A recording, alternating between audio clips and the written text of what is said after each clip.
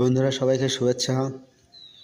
ঘুঘু প্রাকৃতিক সৌন্দর্যের একটি প্রাণী, পাখি জাতীয় প্রাণী। ঘুঘু দেখতে সুন্দর, কিন্তু বাংলায় একটা প্রবাদ আছে যে ঘুঘু দেখেছ কিন্তু ফাঁদ দেখোনি। ঘুঘু আর ফাঁদ কিন্তু আলাদা। ঘুঘু স্বাধীনভাবে চলতে চায়, আর ফাঁদ হচ্ছে ঘুঘু ধরার একটি মরণ কৌশল। আর এই ফাঁদে ঘুঘু ধরে ঘুঘুর বংশ ধ্বংস করে ফেলছে এক শ্রেণীর মানুষ, অসাধু মানুষ।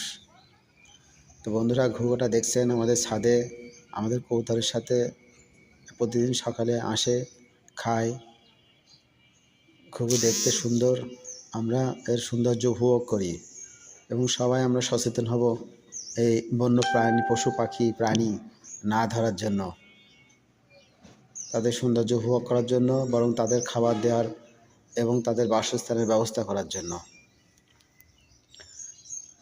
ধন্যবাদ। সবাই ভালো থাকবেন এবং সচেতন থাকবেন। ভিডিওটা লাইক শেয়ার করবেন।